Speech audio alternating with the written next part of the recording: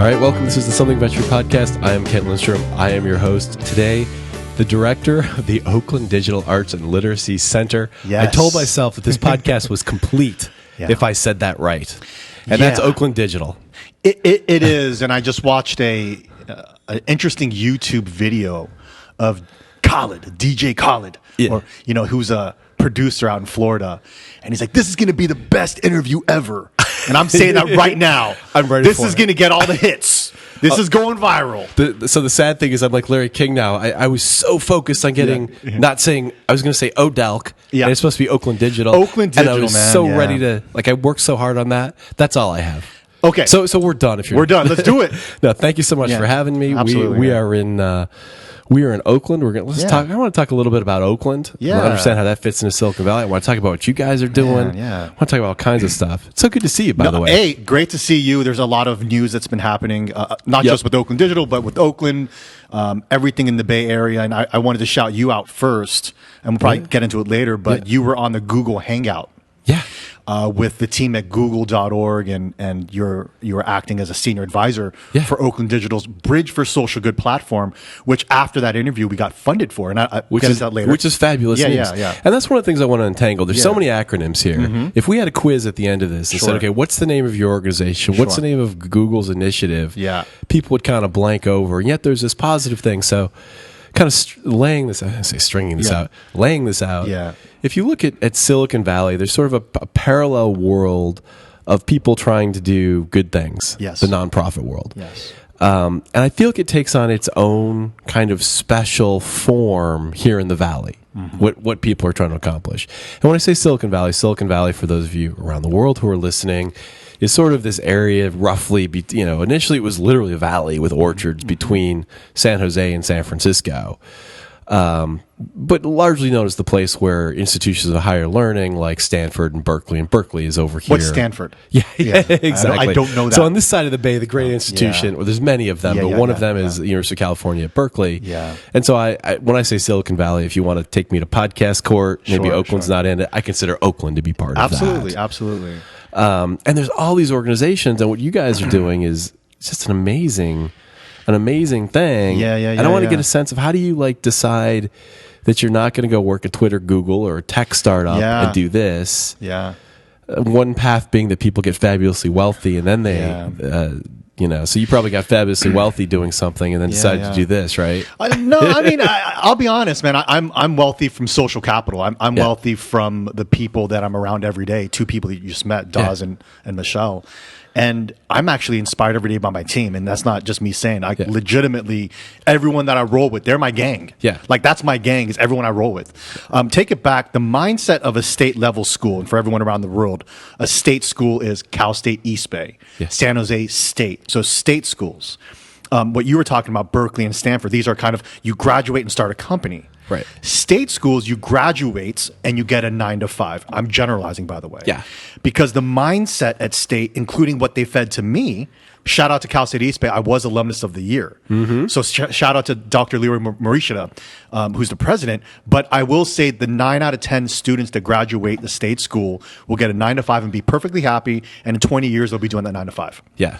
So when I speak at these places and I go visit these great companies, everyone's at that thing called Stanford or that thing called UC Berkeley. Yeah. And I might be the only person in the whole room that's went to a state school. Right. So it's about the mindset. Now, I often say the mindset is greater than the skill set. Yeah. In fact, you can teach skills to most people. And we'll get to that later as well. But I agree. It's funny you say that about your team, by the way. I should have. We were interviewed recently. My gang. Your gang. My gang. Oh, you're cool. Call it the gang. See, you're way cooler than I am. So so it's my podcast, so I'll talk about myself. I realize I'm about to do that. Yeah. We were interviewed recently by this woman from El País, which is this big Spanish-speaking newspaper. And she was like, one of her questions, she interviews companies in Silicon Valley, was like, what perks does your company have? Like so many companies have like fruit juice and all that kind of crap, whatever. That's one of her questions. You're telling me that the Red Bull I get at Twitter when I stuff it in my bag, that's not good? Well, because I left with probably food for a month. Is Twitter listening? That's true. Wait a minute. And probably the people at Facebook think it's not that good or whatever. And she was like, what do you guys have? We're like, like water, coffee. We have air conditioning. Wait, you're sweating right now, so you know we don't have air conditioning. That's a big benefit. But it is funny, like showing up every day it's the team. Yeah. Like, I don't know. I get to hang out with 3 people that I come into work. I'm like, all right, cool. I'm glad to see that guy. I mean, that's, screw the. Yeah. Let's get to the Bridge app really fast. And I'll get into the details later. But essentially what it does is it connects lower income students in the multimedia and digital arts to local jobs. Yeah. And it's a platform that scales Oakland Digital's work of bridging the digital literacy and opportunity divide. Yeah. Connects the businesses to the students, helps the students because they get opportunity in resume skills and portfolio pieces, helps the businesses because they get collateral they need, digital assets and so forth. Yeah. One of the biggest things about that whole platform was for 7 months when we were planning it, you included, by the way, was on that team. And I pulled up the screen when we made the formal announcement that we got the 6-figure grant support. And I pulled up the screen behind me before I told the whole group here sitting in this room, hey, we got funding from google.org. And I looked at the screen and it was 6 rows of people's faces. Yeah. Yours was on there. Yep. And I'm going to show you as proof. Yeah. And I'm like, oh my God, none of those people were paid. Yeah. Right. Not one of those people were paid. Yet collectively, that the money in terms of thought leadership, the value in genius is probably more than anyone on this planet can afford. And I'm saying that to say this, that money does not drive people. Yeah, that's right. And if it does, you're in the wrong industry. Yeah. Because you look at Facebook, it was not started for money. You look at most companies, one of my favorite friends, most of those were not started for money. And if they were, they're a gimmick that was meant to be sold. Yeah. And I will go on record of saying, I'm living my dream job right now. Yeah. And quite honestly, I don't have a lot of money in the bank. Right. But I'm richer than anyone I know. Right. When you get to wake up and help people every day. Absolutely. So how do you find the... Well, I want to go back to something. So let's talk about the state schools and how that works. Yeah, absolutely. So would this be correct? So I worked at Deloitte & Touche back in the day. Yeah. And at some point, we did not... And so Deloitte & Touche is a great consulting firm, but it's not, Bain, and then Bain's not McKinsey, and McKinsey's not Goldman Sachs, so whatever. What's a consult? I mean, yeah, exactly. What is a consult? It's people you pay to tell you to do what you're going to do anyway. Consult, yeah. So at some point, Deloitte didn't recruit out of Stanford and Harvard. Right. Because what would happen is people would show up and they'd be like, I spent 6 months working with my senator, and then I want to spend 6 months in Zimbabwe. And then the people from like San Jose State would show up and they'd be like, I am just happy to be in a job that has freaking air conditioning and pays me. Are you kidding? This is awesome. Yeah, absolutely. And so is it generally true that like the state school people tend to be maybe a little bit more local? Like they came from the neighborhood state? And when I just spoke at San Jose State in front of 50, 60 students, 80%, I would say, were women of color. Yeah. Half were Latino. Right. So you're getting people of color, you're getting people with very rich cultural diversity.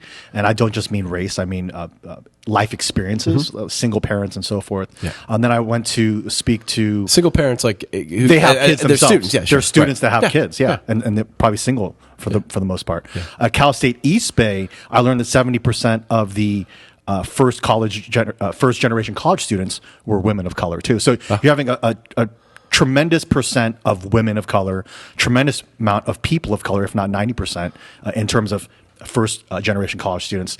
And so they don't have connections to Silicon Valley. Yeah. And I'll take it even a step further. They don't have connections to professional jobs. They're used to standard 9-to-5s. So to get your foot in the door at any of these tech companies, and forget tech, any kind of professional experience is very valuable. Yeah, they were not born on third base. They were not born with that handout. Yeah. And that's why when either San Jose State or Cal State East Bay, both my alma maters, invites me to come speak, I drop everything. Yeah. Because I know that if I can help one of those students and impact one of those students, I'll be rich forever. So what's the problem? What's the missing link? First person, great in my person of color. Yeah. Gets into going to San Jose State, probably getting something straight A's or B's and great. Why isn't the career going to just proceed from here? I think it's two things, and Bridge actually solves a big part of that. So Diego Saldana is a one of our students from this year that graduated, born and raised in No, East Oakland. which is Bridge? Which is Inspire Oakland, which that program with our small business program is what created Bridge, Got the it. need for Bridge. Okay, great. So he is a graphic designer, 26, had never had a job in design. In fact, had never been able to hold a steady job that's professional, needed the experience. So he came into Oakland Digital. He got paired with a local business called KJ Auto Body in East Oakland, doing their social media, doing their logo, doing a lot of their collateral, got that experience, and now wants to join Bridge. So now he can keep making money doing something he loves. Right. Versus getting a 9 to 5 to pay the bills, e.g. at a fast food restaurant, which is very real. What did he need? Well, he needed the inspiration. He needed to be surrounded by a team of people that treat him like a professional. Yep. He also needs to be around a group of people that believe in what he wants to do. I'll give you another great example. So Bridge for Social Good got funding to get built in the next 3-4 months. We need an engineer. So being a nonprofit, Kent, we looked at those groups that teach people how to code. Yeah. Right? That's great. Yeah. It's hot. Yeah. It's the hottest thing right now. Yeah. Coding. 0 replies. Really? We're like, every group you can think of, I'm not gonna call anyone out. We said, yo, you guys create coders, fantastic. We'll pay. Right. We have money. We want to pay a coder. Right. Crickets. Really? Because the problem with that is for the most part, you're telling young people that have never been exposed to engineering or coding, you can code because you can be the next Mark Zuckerberg. So they're blinded with the money. Yeah. Back to the money issue. Yeah. And that's a problem that if you talk to coders at Berkeley, at Stanford, that are really coders, by the way, building a website does not make you a coder. No, right. Building a Wix site does not make you a coder. That makes you interested in websites. Right. So the reason we couldn't find anyone is because these programs are teaching you, here, go to a hackathon and come up with a great idea, and they pitch, quite honestly, a half-ass project that can never be built, that makes no sense, and it never does get built. Generalizing, by the way. So quoting me here. Yeah. And so the problem is that when we need an actual coder with skills, we can't hire these people because they're being fed it in a way that is the wrong way. Right. And so back to your original question of how do we bridge these gaps? It's by taking what these young people love doing that's in their heart. Yeah. And in our case, it's multimedia creative services. Yeah. Every young person loves art. They love graphic design. They love things that are visual. Yeah. Right? That's why Instagram's so popular. Yeah. And so what the hell is that coding thing? So this is like a really interesting, I have a nuanced point of view on this. Yeah. So the people I know who came up and became coders, like the founder of my company, but take Steve Jobs. Yeah, we might need to hire that guy, by the way. Exactly. Take Steve Jobs as somebody everybody knows. Well, he's not really a coder, but that class of people, Nathan Myhrvold and the guys who invented many of the things, the Google guys, they weren't encouraged to code by society. They were actually, I will argue, discouraged from sitting indoors all day at their computers. Were encouraged to go out and play sports. Yeah. And they went up into their, Dungeons and Dragons and their world, and it was something that they were passionate about, and they did. Yep. The narrative has sort of changed into this idea that all these young men were somehow pushed, almost like it was sport. But I remember when I'm older, but when I was young, the people who were coding were not encouraged. They were doing it in spite of everybody else. Yeah, my mom, I remember when I was a kid, would say, Shaun, you should be doctor. And that's what she sounds like. You should be lawyer or architect. I did get my architectural master's degree. But the point of me saying that is take coding out of the equation and replace it with being a doctor, being a lawyer, being an architect. Yeah. You can't force young people to be anything. Yeah. We were at a STEM Institute event where allegedly all of these students were going to get into engineering and science. Yeah. So we took an actual assessment of all the people that came by the table. 15%, maybe 16% said they wanted to be engineers and coders. Yeah. We asked why. They said, I don't know. I was told you can make a lot of money. Now that is detrimental. Yeah. And especially when we need to hire someone and we go to these places to actually employ someone and they just don't even reply to us. Yeah. Essentially what that tells me is they're not qualified. Right. So what kind of tech world do you want? Unqualified people? I want to support people of color. I am about that. That's what we do. Right. But I also don't want to mislead people.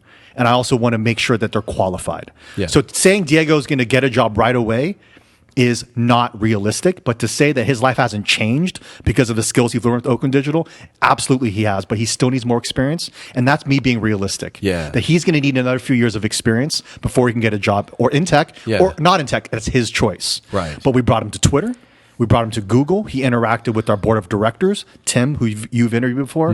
He's interacted with other designers. Yeah. He's pitched his design to the president of Cal State East Bay. These are skills and experiences that no one can take away from him. Yeah. That's how you change people.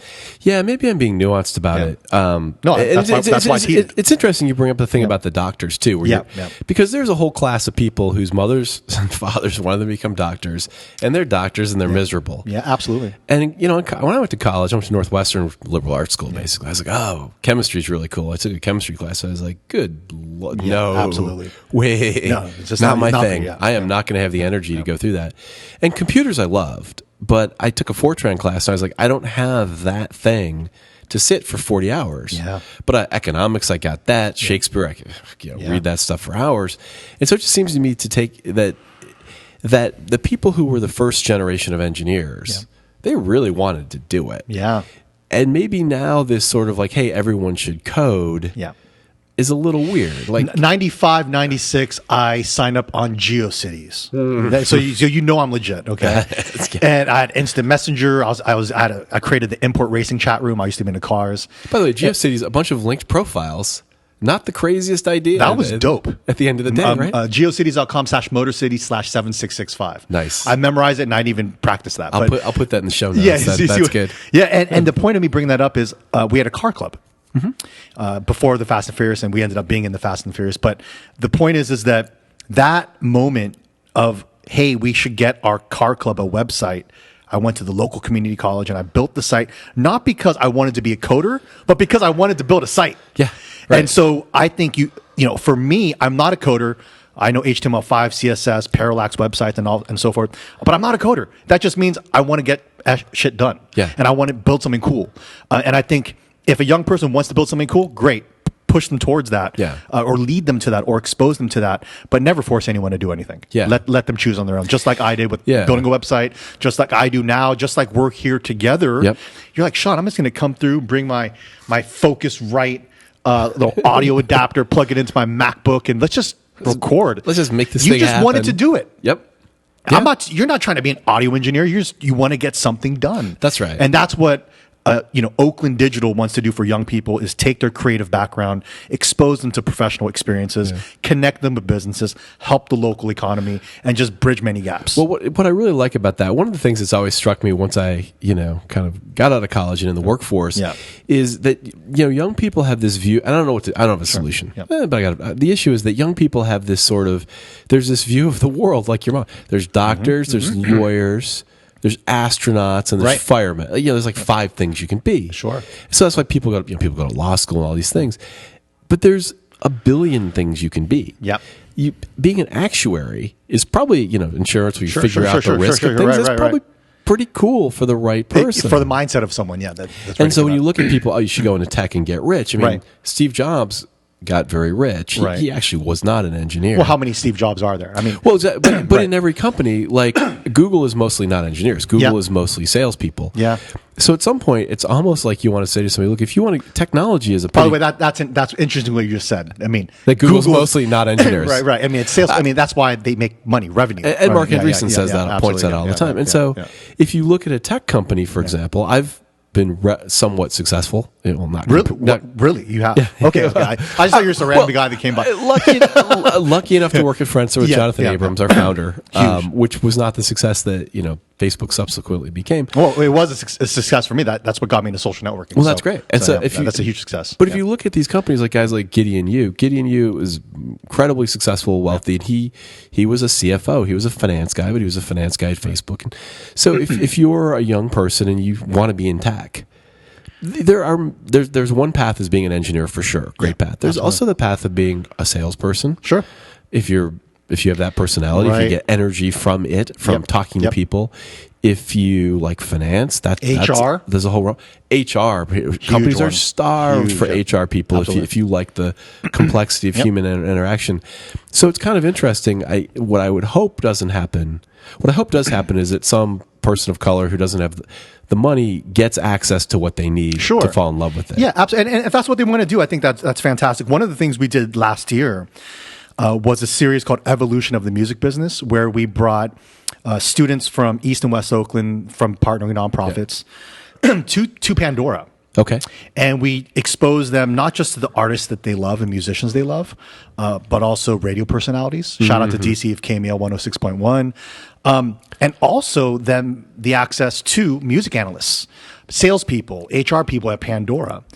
And when I said my piece of advice is not to become a rapper, Right. in the room, everyone went silent. Like, did he just tell us not to be a rapper? That's and my I'm like, dream. I'm going to tell you the truth. I'm not going to come up here and BS you guys.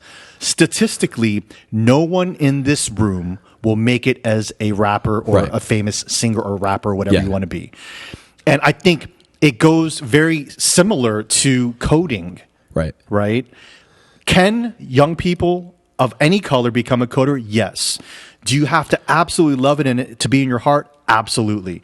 Do I want to create personally a culture of half-ass anything? Yeah. Of, you know a little bit of Ruby, doesn't mean you're going to get paid for it. Yeah. And even right now, as we're hiring, I'm not saying I want to know a coder that can do a little. Yeah. I'm saying we want a full stack that A, B, C, and D, and that has experience working at A, B, and C, and D. And we had a senior engineer, Gert, who's on our team, write up the job description with Tim. Right. And we have like 13 candidates, but we're looking for the best one. And I think it's very similar in tech. They're not just going to hire you because you know a little bit. Yeah. And that goes to my point of, I'm going to be the best executive director I can be. You're going to be the best. What's your current COO? Right. COO. The COO of Nuzzle. Yeah. Right. And so that's what I expect every young person to do is take what they love and be the best at it. Yeah. Don't do it for any other reason. Well, and I think, you need to absolutely draw energy from it. Yeah. If you look at Bill Clinton, clearly draws energy from being out. You know, people go, how could you be a politician? Yeah. He couldn't, no, whatever the hell you say, could not be a politician. Like, he's drawn He's to a it. boss. Yeah, exactly. Absolutely. So if you find yourself not wanting to stay up all night to figure out some coding problem, it just might not be your thing. Yeah. I mean, the people I know who do it, they'll work all night. Like, I did these 2 extra things because, look, I can do this cool thing. Like, they're drawing energy from it. But it's just weird when you get these sort of, and I know that the intentions are good, but I'll make fun of it. You're right. I will say this. To take everything in context here is, I respect anyone that's trying to improve people's lives. That's right. Yeah. So there's nothing negative, but I'm also very realistic, and I've also been in the streets literally for the past 6 years, really seeing what young people. We had 2 interns from a local nonprofit we took on. Both 19, both formerly incarcerated. First thing they do when they walk through the door, Kent, look for housing. So you're going to tell, because they're foster children. Oh, okay, so they're looking for homes. Yes, right. Think about that. How can you tell a 19-year-old kid, I don't care what color they are, read lines of code for 10 hours a day? Yeah. And you'll be a Mark Zuckerberg. Yeah. Absolutely absurd, ridiculous. Yeah. So my point is, if they wanted to, great, let them do it. But don't misinform the people. Yeah. Listen to the kids, as Kanye says. Listen to the kids. Yeah. Well, it's funny. I interviewed an African American executive, and we talked about he went to Stanford, and he's like, there were relatively few of my people from my class went to of the black people went to become entrepreneurs, but when he goes to his reunion, they're all real wealthy. They're working at Goldman Sachs and McKinsey and all that. And you're talking about from Stanford. From Stanford. God, of course, yeah. So I was like, what does that mean? Like, black people in entrepreneurship. He's like, look, here's probably what's going on, is that if you grew up in a certain environment, and you were looking, housing was your number one priority, this, that, and the other thing, and you managed to figure out how the hell to get to Stanford, and Goldman Sachs came along and said, I'll pay you $900,000 a year, you take the damn job. Yeah, absolutely. He's like, with all due respect to Mark Zuckerberg, that guy never had a thought that he wasn't going to have housing and a job and all that. Exactly. So risk taking's real easy. Well, you're talking about necessity, right? Yeah. Necessity and opportunity, which most young people of color do not have. Yeah. And then getting back to our earlier conversation, that's historically who attends state and community colleges. That's right. It's real life, man. And I think we're in a bubble. I'm very blessed to have friends like you friends like my mentor, Dr. Andreas Weigand and MC Hammer, that the spectrum. So, someone like those young people I was telling you about, formerly incarcerated at 19, I have people like that I know. And then I have people like you that I know. Yeah. And I think I have a very unique perspective. And I feel very blessed to be almost neutral, understanding of all sides. Yeah. And we have lights flickering, which means the power is real. Oh, yeah. The power is real here. The power is real. That's okay. I think we're all battery operated. It doesn't matter. Oh, fantastic. Except for my headphones, but that's fine. No, yeah. It's amazing because I think back to why I started Oakland Digital. And I remember after getting my master's in architectural and urban design, I left a great opportunity to be an architectural drafter. Right. To start a hip hop show on YouTube. Nice. And most people, if we go back to 2007, would say, Shaun, you're absolutely nuts. Right. Nuts. Yeah. Right. That's how I got into tech. I started this YouTube channel. Yeah. With my business partner, Ray Love, who I listened to growing up. He was a rapper. Yeah. Santa Rosa. And I went to high school in Santa Rosa. I had purchased raylove.com. Right. And I put this beautiful girl in it. Yep. And I was just a fan. I wasn't trying to get money from him or anything. Yeah. His manager calls me and says, hey, Ray loves that photo. Wants to know who she is. And I'm like, cool, can I meet him? And I meet him, and I'm like, I love video on the side. And he's like, let's do this hip hop show, man. And we went all over the state, even country, actually, interviewing rappers and hip hop artists. And we got 14 million views in a year for 2007. That was a big deal. And this is when World Star Hip Hop, we actually came out before them. And to that point of World Star Hip Hop, I started noticing that, unfortunately, most of the rappers that I was running into and really being immersed in this lifestyle were pimps and or doing things of illegal nature. Yeah, right. Of illegal nature. Yeah. ILL. Right. And quite honestly, I wasn't with that. Right. And I saw the power that YouTube had on young people, specifically 13 to 18 of people of color. Mm-hmm. And I said, how do we take this technology and do something very cool?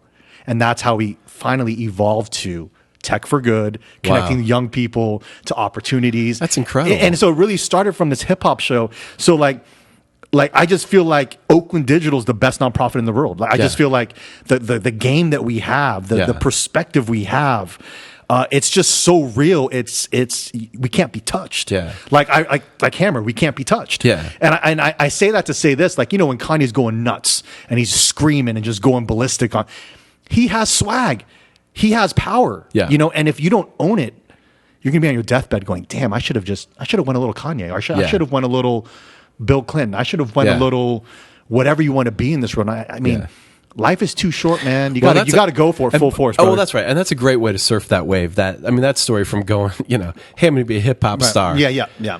Well, okay, maybe that didn't quite work out. Although we're not done yet. Yeah. I'm still trying to do it.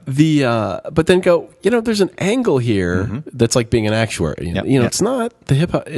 And so I did a lot of theater at Northwestern. Yeah. By the way, super important. Yeah. I think I'm acting.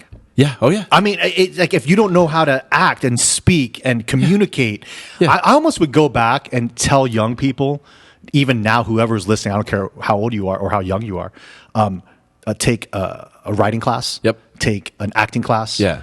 And then take a photo or audio class. Yeah, exactly. Those are all three things you'll need no matter what. Yeah. Because if you take an acting class and you learn improv and you're really uncomfortable with all that, okay, you're not going to be an actor. Yeah. Or you think you're going to be an actor and you're one of the billion people who aren't. Well, now when you have a job in whatever the hell you're doing, you're going to be pretty good at public speaking. Absolutely. You're a little bit better at public speaking, and that'll advance your career. Yeah. Or you'll do a podcast or whatever. And so, it's the whole other thing is the arts in the schools. But if you can do arts when you're young, understanding that you're probably not going to be, maybe, but you're probably not going to be a pop star. Yeah. A lot of good things come from it. There's a guy named Doug the Architect who I didn't know who he was, but he was following me on Instagram. Yeah. And he would always like my stuff. And one day he's like, oh, hey, I'm in Oakland. Turns out he works at Gensler. He's one of the head creatives there. And he posts photos of every weekend him drawing with his daughter. And I think that's just such a beautiful reminder that simple things go a long way. Well, there's the availability too. Absolutely. And, what the hell do I know about? I don't have kids, so about parenting. But people so many times the story of computers is somebody's like, oh yeah, as a kid, my yeah, my dad brought home this thing.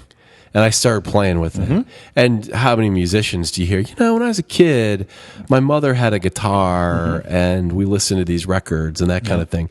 And it's not that people were pushed into the things. Yeah. It was that there was the availability of the asset. Most famously, Bill Gates was like one of the few humans in the world who had access to that kind of a computer as a teenager in 1976 or whatever the hell it was. And he even says this. Yeah. And he's like, look, if 100,000 kids had it, my odds were low. Yeah. So I do like the access.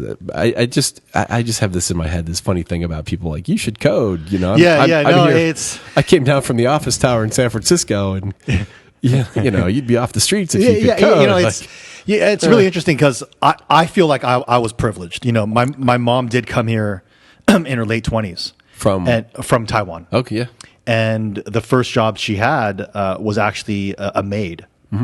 And so she was cleaning toilets for a family. And she tells me this and how they treated her like shit. Oh, man. You know, great. and so, but she, after my dad passed away at 2 months old, when I was 2 months old, she turned around her furniture business from just cookie cutter to custom furniture and had her own factory, became very successful. So I think I got all of my game from her. Like being very, being very mindful of people who don't have opportunity, to also helping entrepreneurs, small businesses, to also, you know, here's another story. I'll tell another story after this, but the point of me bringing up my mom is that she bought me an Apple IIe. Yeah. You know, and so when you brought that up, and I remember following the printer and thinking how fast that printer was. And I feel very privileged for that. Even though my mom worked her ass off, I myself feel privileged, and I want to give opportunities like that to most young people that don't have it. And going to another point of racism, of discrimination. And I remember 1 month, we had a business here in Oakland, 26 in Broadway. For 1 month, every day, her windows were getting shattered for 1 month. This is in the early 80s, mid 80s. Yeah. And so at 2, 3 a.m., we'd have to go there and clean up before she had scissor gates. And, you know, I was like, man, why do black people do this? Yeah. Because every time they catch, it's a black person. And my mom said, Shaun, there's bad people of all color. And I think that was the turning point for me of understanding and not being a racist, and being culturally aware and culturally sensitive and understanding social and racial justice. Yeah, the evils of people thing. Yeah, I mean, it's just people are bad. And so since then, like one of my most proud moments is just this idea that black people and Asian people should work together in Oakland, and we're very powerful communities, and we need to work together. And so if you look at the constituents of Oakland Digital, we're inclusive of every color. Yep. And we never wanted to be, and shout out to the board of Oakland Digital, we never want to be a group that says only black, only Asian, only Latino. And I'm very proud of that. It's not great for funding because people like to fund that singular kind of movements, but I'm very proud of that. That we were never trying to be a gimmick. We're just trying to help people. So now isn't the perception that Asian is not doesn't have as difficult a time as African American? Oh man, or Latino, Asians. I'll say it. There's a lot of trauma in Asian communities. There's Cambodian. There's Southeast Vietnamese. Even a lot of Chinese. You can't just say you're Chinese and you're privileged. But I will say one thing about Asian people in general is they have very strong communities. And that is something that might give us a leg up. But in terms of opportunity, we don't always have opportunity. But I also believe that in the real world, you need to be able to work with different people. Yeah, that's right. Different races. And that's another reason why we don't want to push one race only. Because when you're working in the workforce, not just tech, you're working with people of all colors. Yeah. Or hopefully in the future, more color. That's amazing. Your mom was an entrepreneur, basically, right? Oh, she still is, you know. She still is. And she got robbed at gunpoint in her store in 2010. Yeah. And so 2 guys came in, and this is actually right when Oakland Digital started. 2 guys came in, and one had a gun to her head, one had a gun to her chest. And for 30 minutes, they basically terrorized her. Yeah.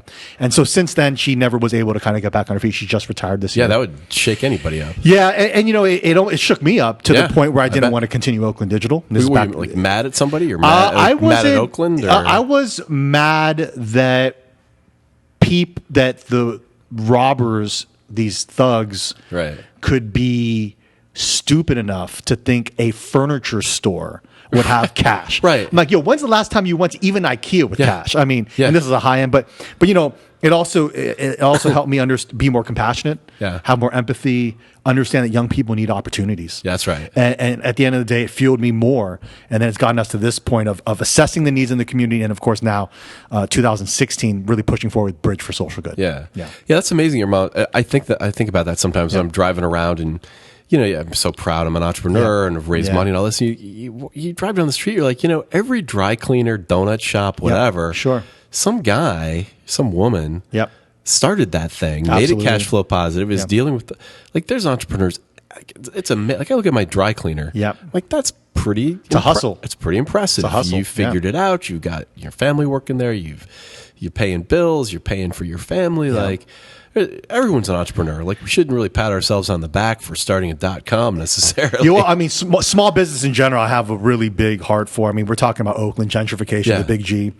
You know, we support the mom and pops businesses that have been around for 10, 15, 20 years. Something like a Road of Braids. Road of Braids is located right in the heart of now. It's called Hipster Town, Uptown Oakland. And she's like one of the remaining businesses there, Black women owned. And you know, how do we keep those businesses going? And unfortunately, they need to get online, get digital. So San Francisco imported all the hipsters over to Oakland. Yeah, they're coming. They're coming. You know, the chrome backpacks and the tight jeans with the flannel shirts, and you know, I hate to say it, the white guys, and you know, I keep it real. I tell Tim all the time, like Tim Rosenblatt. I always tell people, he's like, if techies could replicate Tim, there would be no tech problem. Like because he's like, Shaun, I don't get this. I don't understand the community. Can I contribute? Can I help? How do I get involved? If every person was like Tim, there would be no problem. And I really mean that because he looks like what I just described. But his heart, his compassion, that is what we need in tech. Is not it's about the employees themselves wanting to give back, wanting to learn, wanting to contribute to society and the communities that they're quote unquote gentrifying. Yeah, it's tough. I watch it in San Francisco, and I've worked it with different nonprofits like throughout my career, so I kind of get a sense of it's not that easy. Right. And there's so in San Francisco, tech companies, including Twitter, but a bunch of tech companies San Francisco has an area that's it's bad. It's what you've done. You call it Skid Row if you were living in the 40s or something. I don't know what you call it. And they've plopped down big, fancy, high-tech companies there with high-paid employees. Sure. These areas are the areas where a lot of the services are. A lot of homeless people have sort of mental issues that they're dealing with. Mental health consumers. Mental health. Yeah. And so the mental health organizations are there and all that. Yeah. And you kind of watch these interactions of these tech guys walking by these people, just kind of a little oblivious. Like the headphones are in, they're not really watching. If they see what's going on, it's not clear they understand they're watching a pretty severe mental health crisis in some cases. So it's not, I don't know. Yeah, I mean, you talked about Twitter, and we're actually the only Oakland nonprofit that Twitter has kind of worked with. That's cool. For their Friday for Good initiative. Yeah. And I do want to shout them out for that. It's every quarter they have all their employees do something for a Friday for good, essentially. Yep. And so they've helped our businesses. They've helped some of their students. We most recently worked with them for Bridge. We had a nice kind of brainstorm session at Twitter.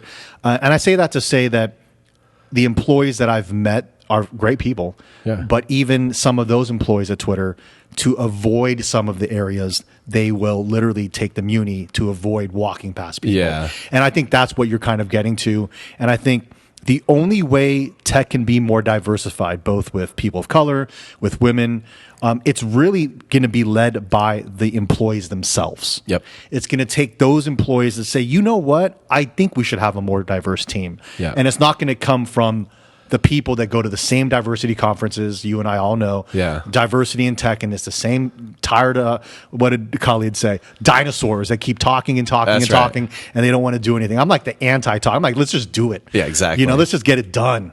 Get her done. So what is the path? So from hip-hop budding mogul, you take the fork to Oakland Digital. How did that, oh man, starting a nonprofit? You know, here's the thing: is that, like, most people that start nonprofits, it's from a CSR perspective, corporate social responsibility.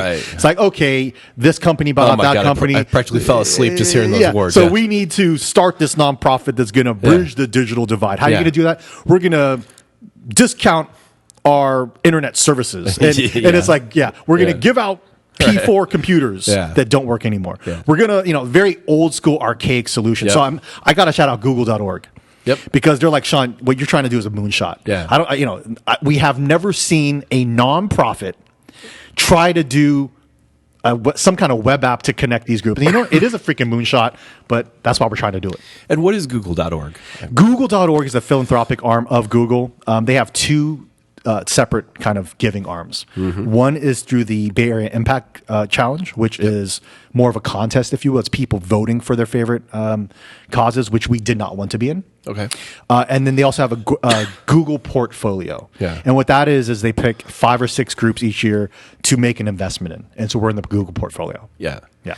Yeah. So, Shout out to Justin. so by they're the way. pretty good. And Chelsea. One of the things you get in Silicon Valley that's like the hubris of Silicon Valley is that people will give money, and rather than giving money, they're like, I've got a new idea about how to give money. Yeah. Yeah. And you're kind of like, these nonprofits, they're professionals, many of them. They've been doing it, aside from Bill Gates and he's very advanced, but Oh, yeah. His shit's mind blowing. these guys have been like, they're trying to give soup to people who need soup. Absolutely. Yeah. Your new idea about how to incentivize and motivate, like, they're there because they're pretty passionate about it. Yeah. Like, just give them the money. It's kind of like Sometimes it's like the coding thing. If it's hot and it's generating income, they're Yeah. going to do it. That's the thing is like, oh, we need more engineers. Why? Because we need to hire more engineers. Okay, so let's get people of color in it. Yeah. Well, And it's that's like, and again, I appreciate the thought, I appreciate the effort, but that. Like, you don't got the answers. That ain't Yeah. the answer. Yeah. Because I just told you 10 times, we're trying to find a coder. Yeah. Shaun at odalc.org. Hit me up. SHAUN at odalc.org. We're looking for engineers, specifically of color, Yeah. going to these groups, and they don't have the answers. Yeah. Well, what did you get that $1 million for? Right. Well, okay, well, tell me where's the track record of success? Well, we won't see it for 20 years. Well, it's not the answer. Exactly. Now, I do give props to anyone, again, trying to make change, and I love it. But hey, I just know what I see on the streets, and that's what we're trying to do here at Oakland Digital. And, Bridge for Social Good, I'm shouting you out right now because I'm like, yo, Kent, can you please hop on this Google Hangout? Friendster was revolutionary. I want Bridge for Social Good to be revolutionary, so who better to have than Kent Lindstrom on the So, team? Oakland, where'd the design part come in? So, Yeah. specifically, Oakland Digital, Yep.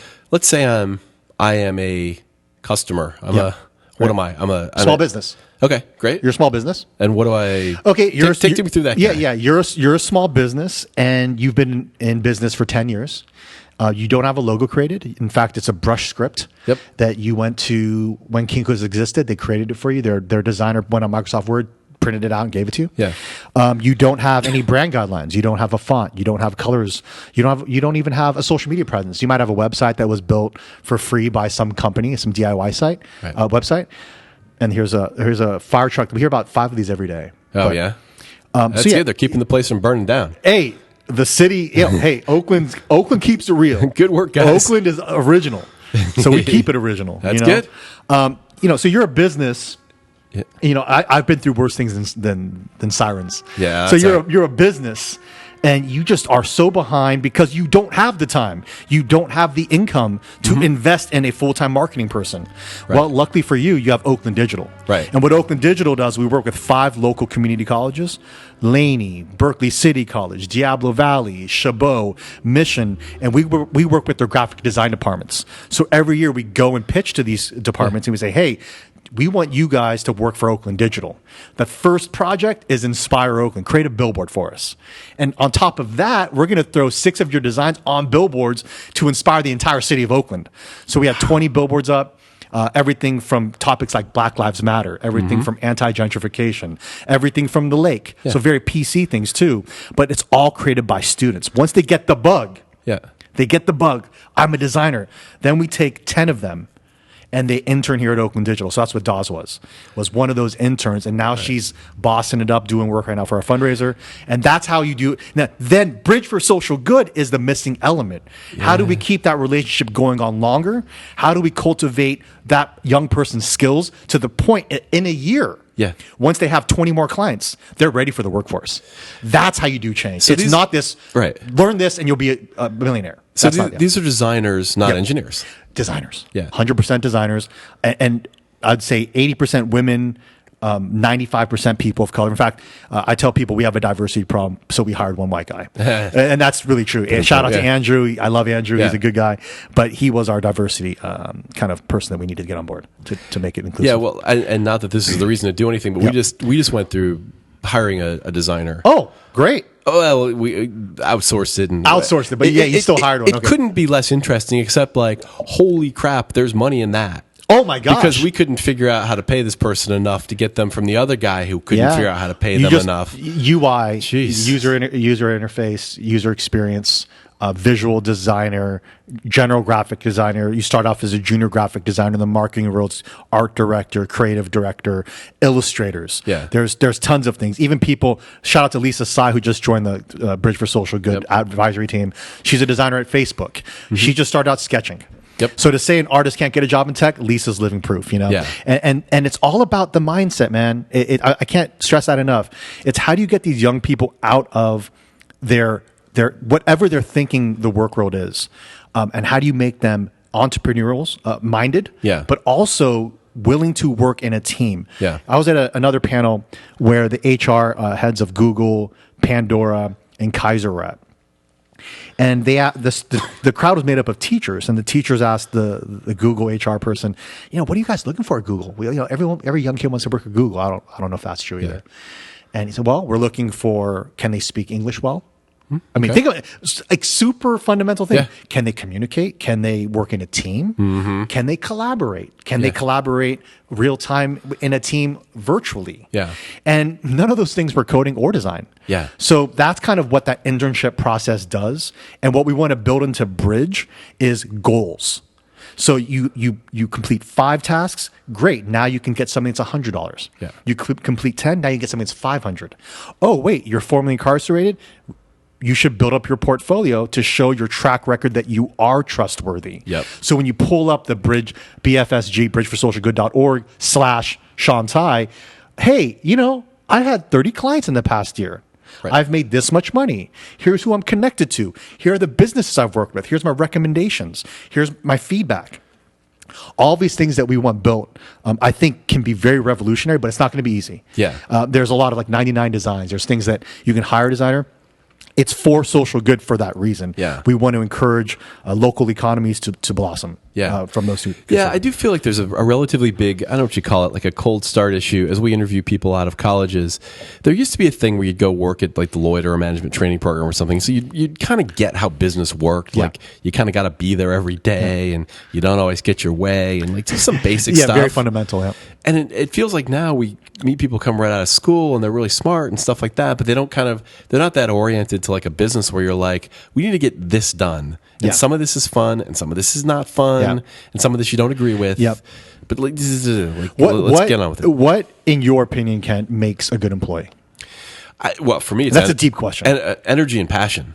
Like, I love that. Like for me, I love that. Like when somebody shows up and they're like, I'm just like so. I mean, basically competent, but everyone's competent. Yeah. You see all these companies like, I want a rock star, I want a genius, I want. Like what? I don't know. Well, what's a rock star? Like give them a guitar. Yeah, right. They do drugs and they're, they have a guitar and they drink a lot. Like I don't know. Like it's somebody who basically understands it, but is psyched to be there. Yeah. Because when you're a CEO, the worst is when you've got an employee who's kind of like smart, but they're like, I don't know why we're doing this and low and I can't be in today. I'm tired. Then what inspires you, Kent? What inspires you? What inspires you, man?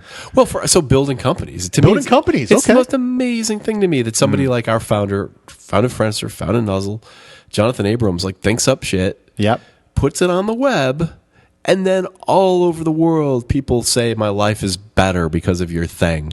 Like that's pretty cool. That's consumer internet. Sure. That's just all. I just think that's really cool. So when you're building something like Bridge for Social Good, what do you do first? I mean, you hire people who are excited about it. It seems to me. And in terms of the actual platform, what do you do? And this is actually advice for your people listening too. Yeah. So you build this platform, then what? Well, I mean, what do you do? Do you recruit the students? Do you recruit the businesses? You recruit both. I mean, that's the hard thing. Yeah. Distribution is the hard thing. Distribution. Right. And this is the constant. I mean, we deal with it. Everyone deals with it. Like, think about how many apps people actually use of all these thousands of companies. And there's so many beautiful things, beautiful platforms, beautiful ideas that nobody experiences. So there's kind of 2 stages. You think about it. does anybody give a damn about your app, Okay. your platform, your product? Like, is there one human being who says, if that was gone, I'd be sad? When Pinterest raised money initially, thousands of people, but not millions. But whoever invested, I think it was Benchmark, the people were using the crap out of it. And they were like, okay, if these people are using the crap out of it, there's a billion people who use the crap out of it. So if your platform has like one company and one student who's like, this is transformative, you're in good shape. Then distribution is the key. Like if you went to San Francisco and said, have you heard of Oakland Digital? Probably not. Yeah. So then you get into the mode of doing what we're doing now. Like the more people hear about it, one podcast, one TV show, one email. Over time, one guy hears about it, two guys, and it's just hard. And all of a sudden, you have Ken Lindstrom in your office. And it's yeah, that's pretty badass. Yeah, I noticed they blocked off the streets for me. That was they did. But you know what? I think like having been at Friendster, that was a rocket ship. But everything else I've done with this, it's elbow grease. It's like you get, it's like you think about politicians when they're starting out, and they're in Iowa at some coffee shop, and no one's looking at them before they're Bill Clinton. Hey, I got an idea, and then I do it the next day and the next day, and then one day they're at a rally, and then one day they're at something. But if you build it, they will come doesn't really work. No. You got to be out there. Talking about I don't want a legacy app, and this is a great. I want to see where we go in a year from now. Yeah, and same it's scary. It's scary, but I'm excited. I'm stoked. And the same for careers too. I think kids who figure out that your career is like a political campaign. You're out meeting people and meeting people and meeting people, and it's crazy what paths it can take. We were just talking about over lunch. The proper way to network. Oh yeah, and I can't tell you at these events that I go to, the serial networker. Yeah, you know them. Yeah, they're at every single event, and they offer absolutely nothing. Yeah, I just cannot stand that. Yeah, it's hard. Like I'm not great at it, but I sense what to do. That was number 2, by the way. Yeah, yeah. See, I wasn't lying. Hey, I'm keeping it real. Oakland is safe. Hey, Oakland is real. Yeah, Oakland is real. Don't buy that house in West Oakland, y'all. If you ain't ready for it. Oh, I want to ask you. If you ain't ready. Yeah, I want to wrap up on Oakland Digital and then I ask you a little about Oakland if I could. Yeah, let's do it. Because it fascinates me. So with it. But what was the path to Google coming along and giving you this amazing respect, money, but respect too. Good leadership on Google's part, by the way. Yeah. So we had 2 board members, Allison Bernstein and Chelsea Seabron. Because Google is not in Oakland. It's not based in Oakland. At least. They may have an office here. It's honestly, it's been 6 years on the ground, on the street level, not having the capacity to fundraise, but just doing cool ass shit. Yep. Just doing shit that no one can think of. We brought Google to Oakland to our City Hall event to educate entrepreneurs in 2012. Yep. When people in Oakland, quite honestly, didn't even care about Google. Now everything, tech in Oakland. We were doing this in 2009. Yeah. Get your facts straight, bruh. Yeah. We've been doing this since 2009. We've been keeping it real. We've been holding it down in Oakland, and I got to take credit for it. Oakland Digital, we put the stake down. Like we think this digital literacy, this tech stuff is going to be big. Yeah. When no one else believed in it. We remember when I rolled up into Ron Dellum's office in 2008, and he was a former mayor. Sorry about that. Sure. And I'm like, I got to plug in, and I met actually my laptop into a projector. And they're like, oh. Here's the power AC. Like they didn't even have a projector in the city of Oakland. Now, it just to say like how far we've come. Mentally as a community. There's hackathons in Oakland. There's the Impact Hub. There's things like that. There's Visco. Shout out to Visco. Joel Flory. He's here. It's like an Instagram app, a better version of Instagram. Right. And so this whole idea that Oakland is now tech. It's not tech yet. Yeah. I really worry. Personally, this is just my personal opinion. I worry about tech coming to Oakland in the sense that once that person gets robbed at gunpoint, once 2 engineers get robbed at gunpoint, once 3, and it's going to happen. Right. And I'm just being real. My mom was robbed in her store. She's been in the community for 45 years. Yeah. I think it's one of those growing pains where if the people and the companies, the people running these companies don't respect the community first, and I don't mean by throwing money, because that's been done for decades, but like a Tim, like an Allison, like a Chelsea, that are in these companies that are volunteering long-term, making a real investment, non-monetary, into these organizations, into a community, that's the only way it's going to work. So just by getting the 19th and Broadway building, putting them on the 7th floor. Yeah. And never talking to the community, like kind of like SF, a replication. Yeah. It's going to be not a good look. Not a good look. It's interesting. There's two different theories. So one of the things these tech companies do, they move into city centers. Yep. Great. That's cool. And then for valid reasons, they have lunch brought in every day. So people don't go out to the I don't know if the reasons are valid. Well, for business, they're trying to keep them in there on their Wi-Fi. Yeah, and stuff. pretty much. Yeah. As I understand it, though, Mark Benioff, who's the chairman of Salesforce, founder of Salesforce, donor of Oakland Digital, by the way. Okay, great, and a huge benefactor in San Francisco. Yeah.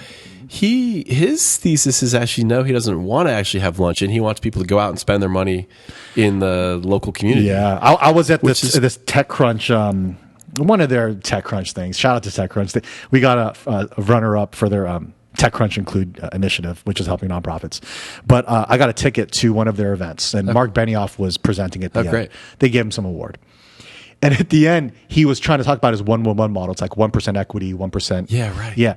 And he's talking about giving back and no claps, like crickets. Interesting. And I give him so much props because every time he speaks, I don't care if people think he's legitimate or not. I know he's legit. Yeah. He's always talking about giving back. He's always talking about just mentally. He was talking. He gave a cool story about. I think it's Oracle before, right? Mm-hmm. He was working at Oracle. He said, I was driving a Ferrari in my 20s. Yeah. And I didn't feel fulfilled till now I'm giving back. Giving back legitimately makes him feel fulfilled. Shout out to that. Yeah. I love that. Yeah, I love it. And there's the thing I like about him too. A lot of times, tech people think a lot of themselves, and they try to solve global problems, which is important. Very important. Health in Africa and all kinds of things. But Mark Benioff is also like, like right here at home. Yeah, it ain't perfect. So Benioff Children's Hospital, Oakland. Yeah, right. So he's like, before you give money all over, also give money to figuring out, because it's more. These problems halfway around the world that you're not involved in. Oh, you don't think about it. Yes. How you deal with a terminally mentally ill homeless person who's indigent. Now you got a challenge. He was brought up something else is that a lot of people don't understand the Occupy and the Black Lives Matter movement. Okay. It's very scary to a lot of people in general. And I will say that... Are those all related? I would say that it's standing up for people that don't have voices. Okay, right. Standing up for injustices. I will say... we had our windows smashed. We've had tons of windows smashed all over because during Occupy. That's shitty. Yeah. But getting murdered is shittier. Yeah. And I will say what it did was it sparked and evoked conversation, what we're having right now, which is very, very important. Why I'm bringing it up right now. That's what the movement's doing. I would never have brought this up. Yeah. So here's for everyone that doesn't understand why people are marching for Black Lives Matter, why people are pushing for that. So I'm on the corner here at the Vietnamese restaurant, 1 block from here. And I'm sitting there with 3 of my colleagues, and I look out the window and I see clearly a lady in her 50s, very mentally distraught, makeup all over her face, mental health consumer, a bag with a bunch of recycled bottles. And then the owners are like, speaking in Vietnamese, like, get her out of here. And, I'm watching, and they call the police. The police come down. And I have to tell you, Kent, these were the best police I've ever seen in my life. Oh, yeah. They waited. They were very polite to her. Yep. People had cell phone. I had my cell phone out ready to go. Yeah. Point is that after 30 minutes, they didn't lay a hand on her. They treated her with respect. Yeah. She left. She did cry because it was very hurtful for her, but she didn't get attacked. She didn't get even a hand on her. They called another woman police officer. The point of me bringing that up is 10 years ago, that probably wouldn't have happened like that. Yeah. The patience, the compassion, allowing her to be who she is. Yeah. And that's the kind of thing that these movements do, is it brings attention to injustices and make sure they don't happen again. Yeah, I don't know how they do it. Like, bad cops are the worst, for sure. Right. But some of these good cops, I saw something like that in San Francisco recently where somebody was having a thing, clearly mentally ill, saying things that I wouldn't be able to cope with. I'd be Absolutely. like, oh, screw you. Yeah. But 3 cops standing at the respectful distance, speaking calmly, like, Jesus. Yeah, and good so for you guys. And again, it is a part of the digital revolution. Yeah, because everything's so real time. We know the whole story, Twitter, etc. Yeah. I'm very neutral because I have to be neutral because we're a nonprofit. We can't take sides. We can't be politics. Yeah, and all that. But my heart says it's good that we talk about things that make us feel uncomfortable. Yeah. And so shout out to anyone doing it correctly and really all for the Black Lives Matter movement. Oh, that's great. Yeah, it's pretty awesome. Let me finish up on this. I want to ask you about Oakland. Yeah. Well, hey, Black Lives Matter is Oakland. Well, you know? just Oakland. Yeah, So for those of you who don't live in the Bay Area, you do. San Francisco is great. It's this kind of it's what 20 minutes from Oakland by the freeway, and it's okay. It's really nice, but it's freaking freezing. And foggy most of the time. Yeah. Oakland across the bay is on the hills, beautiful views, beautiful city. Like what? Why isn't Oakland more inevitable? I think Oakland and everyone in San Francisco can't find housing to save their lives. Yeah. And can't seem to kind of put the math together. No, I mean everyone that I mentioned, Allison, Chelsea, they're all not they're Oakland transplants, right? So they do live in Oakland now. Yeah. Why do they choose Oakland? Because it's original as hell, man. Like it's the hip hop history here is dope. The cultural movements is dope. They're dope. We're in Oakland, Chinatown. Right. Super dope place to be. East Oakland, West Oakland, North Oakland, Sobranic Park, and all these beautiful places with lots of history. But it is Oakland. It is the town. And I would implore that anyone that comes to Oakland, I love Oakland. I am Oakland. I inspire Oakland. I want to promote Oakland. But in the words of young people, they're like, people haven't seen the whole Oakland. Right. So if you don't know the whole Oakland, Lake Merritt's not Oakland. Mm-hmm. Lake Merritt's the nice part. It is quote unquote the nice part that they put a lot of money into. A nice part. So I mean, I love Oakland. So don't get me wrong, and I encourage people to come here. But like what you're doing, Kent, you're asking about it. You're interested in it. I just want everyone that does come to Oakland to really take some time to understand Oakland, the good and the bad. And then you can make an informed decision. It's like Amazon, right? Right. Why do they have third-party marketplaces? To make the best decision. Yeah. Come here, make the best decision, invest. Don't just go to Lake Merritt and don't just go eat in Uptown.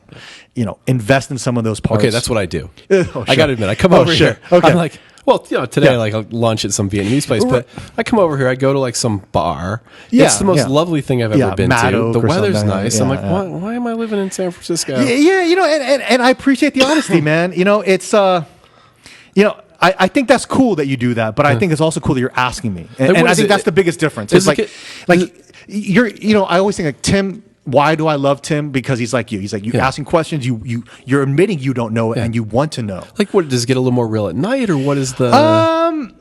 I would just say that the underserved and under-resourced communities in Oakland have not seen the benefits of what we see here. Right. And the benefits that we see here are kicking people. Like, for example, rent's going from 1,000 to now 3,000. And my brother's a broker, and shout out to Wilson Tai, and he sees the price increases and all of that, and he tells me all the time those are pushing out and gentrifying people. Okay, and so I'm very